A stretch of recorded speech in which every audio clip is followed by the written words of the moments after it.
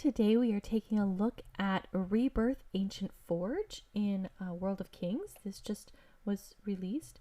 Now, I want to give a quick 2-second overview. If you are a high DPS for this and you tend to run with people who are higher DPS, there's probably nothing you really need to know from this dungeon.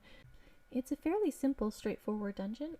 In this case, we ended up having a large group of mostly lower DPS.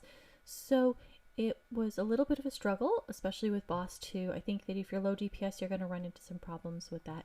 So we're going to go ahead and go through this dungeon.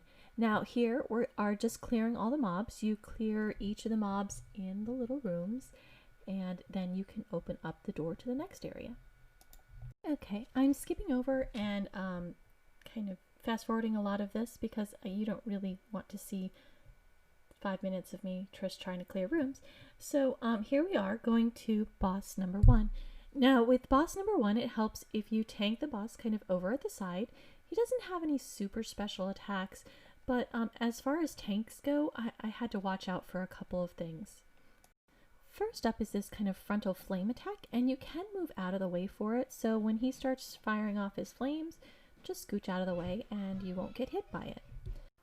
Up next is a triangle flame attack, and he kind of does this triangle here in the front of him, and he leaves a flame puddle in that triangle. So this is kind of why it's a little bit better to keep the boss kind of right at the edge here. And I just move over to kind of circle around the room with these flames. If your DPS is lower, you will then have this triangle or rectangle where the boss will attack behind you and charge through. If you're DPS or healer, just move out of the way and let him charge through, and he'll run back over to the tank afterwards. So those are pretty much most of the mechanics for this particular boss. Okay, occasionally you will also see some other attacks. Here again, we're just doing the flame frontal attack and moving the boss around the room. Up next, you'll see this kind of ring attack, which just requires the DPS to move in a little closer. And then that's pretty much it for that attack. There's a couple other little small attacks that you'll find. Here again is this flame. You just move out of the way from the boss. Okay, up next, you'll see a circle attack around him, the yellow circle attack. Now, if you move back out of the circle, he will suck you back into the center, and then he does like an AoE attack just inside the circle. So here you can see if I move out, he's just going to pull me back in, and then I have to move out again. It's not a huge deal, but he does do like a little circular attack if you are still in that circle. So just move back if you happen to get sucked into that and see that mechanic. Again, here's another one of the charges where he just charges across the room and then comes right back to the tank. All of these are fairly easy mechanics to avoid. I think the positioning might be a little challenging if the tank doesn't tank around the edge here. You can see because these flame pools are still left in the back, but overall it's a fairly easy boss, and most of these mechanics are skipped if your DPS is higher. Okay, moving right along, we're going to go ahead and there's more frontal attacks, moving out of the flames, and just the same thing you've already seen. So we're going to go ahead and fast forward through this. There is one point where you get these kind of orange circles around you here. Just move out of the way of other people. You've seen this mechanic a zillion times, so it's nothing too difficult. All right, moving on to the next boss. Go ahead and clear the mobs. Now I'm going to try and skip through a lot of this. Well, maybe I'll show most of it, of this boss. So I have 2 runs here, and I think I'm going to show both. Or at least the first one where we fail. Now when you come into this room, the back corner, the guy in the back corner, is the first one that is going to attack. So I just went over to get him first. Now he will randomly charge one of the players. It's not that you're a bad tank and can't keep aggro. It's just that he will turn around and attack different players. When he does, we saw quite a few people die from this attack. So you might have a little bit lower hit points. This might be a great opportunity before you hit this boss to change your sigils and just change them so that they're a little higher hit points if you find that you struggle with this particular boss and he hits you a lot. Even after this boss is dead, he will randomly turn and charge other players. So he does do that while you are fighting the other guys as well. Now, the reason I kind of wanted to show this particular run is the next, you can see the girl in the top left corner, she's the next one who will start attacking. And in this case, because our DPS is fairly low, she actually is overlapping with this particular boss. Now we did manage to kill that one, but this one was already active. And we actually run into the issue here where we end up with all 3 and eventually the last boss 4 of these bosses attacking us at once, at which point it's really hard to do crowd control. It's really hard to DPS one down in particular, and they're all doing special attacks against you. So here you can see kind of that the furthest person is getting targeted. We've got the archer now with us as well, and then we're just going to add on. So I'm going to skip the rest of this run because we just go through and get more and more bosses and then end up wiping. And I'm going to go around to the next one where we have just a tad bit more DPS. Okay, with just a little bit more DPS, the first guy is this hammer guy in the back corner. So go ahead and grab him first and DPS. And again, he will charge one of the players randomly and knock their hit points back. Up next is the caster girl right here in the corner. And she doesn't do a whole lot of exciting attacks. I do see a little bit more yellow circles on the ground to avoid, but nothing overly remarkable. It's really just more making sure that you take her down before the next boss is activated. So again, here we've got some red text over our head, you know, just kind of move out, spread out a little bit. And in this case, we get her down before the next boss attacks.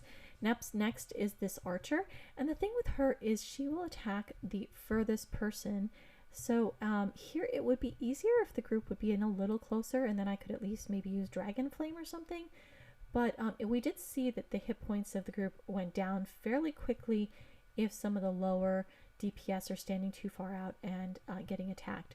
So once she's done with that attack, you can move back in. She will do it again if you do not kill her fast enough. So in Overlord, I think this might be a huge problem if you don't have enough DPS between her and just the overlapping of bosses. Up next, we have this guy in the corner, and again, I don't think he does anything overly special. It's, you know, okay, he does a turn your back to, I've never been able to do that fast enough to actually turn my back. So they need to give a little bit more warning between the attack and the message. But you're supposed to turn your back on him, which just means target yourself and face away from him. Again, I don't think it's really fast enough. It's just too fast for me to actually get to that, but it doesn't do a ton of damage. It did look like it took down some of the group though. With this boss, again, this last guy, I don't remember anything over remarkable about him other than we just killed him. So if you are struggling with this boss, it's probably because of the overlap more than the actual mechs of this particular boss, with the exception of the archer, because she does cause some issues. All right, that's it for boss number 2. So we're going to go ahead and move on to boss number 3. Okay, go ahead and clear the mobs up to the 3rd boss. I'm going to leave this in just fast forwarded, just so you are aware of what mobs you're going to see as you run through. There's not a whole lot. It's more just kind of getting there without being mounted. It takes a while. So for boss number 3, he does a few attacks, nothing super exciting. There's only really one move to watch out for, and so we'll get there. So here first we're going to do this triangle attack where you just move to the corner, and there's a few moves where you move to the corner. There's also a circular one. Up next we have these kind of panels that go across the floor. Just move right to the edge of one, and then you can scooch over and stand right at the edge of the other side, and you can avoid that. It's really simple to avoid if you know just to stand at the edge, and then you can scooch over to the other edge as soon as the first panel goes through. Now here we have this circular attack. Again, you were just moving off to the corner. It seems to attack the whole room. I did not see this when we had higher DPS groups, so just be aware that's one of the mechanics you'll probably skip. Up next you have these players that have red text over their head. Everybody that has that needs to move all the way back as far as they can, and then what happens is these little flame guys spawn, and you have to kill the flame guys before they hit the boss, or they do an AoE damage. Now in this case, I think this run we managed to get them all through.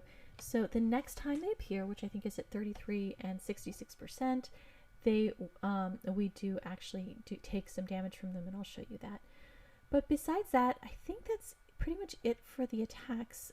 It's just, again, more of the same.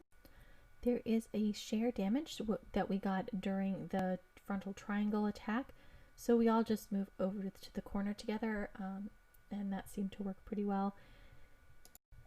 After that, we got another round of the stay back away from the boss messages over the DPS's head. Again, they just move all the way back and get the little flame guys that come out. Now in this case, I think one of the flame guys gets through. Here we go. And because two of them were very close to each other, they didn't actually get DPS at the same time, and you'll be able to see the group's hit points go way down when they reach the boss. So it does do a decent amount of damage, especially if your hit points are a bit lower. So just watch out for those little guys. And that's pretty much it for the fight. There's really nothing else. The rest of the fight is just the same mechanics that you've already seen.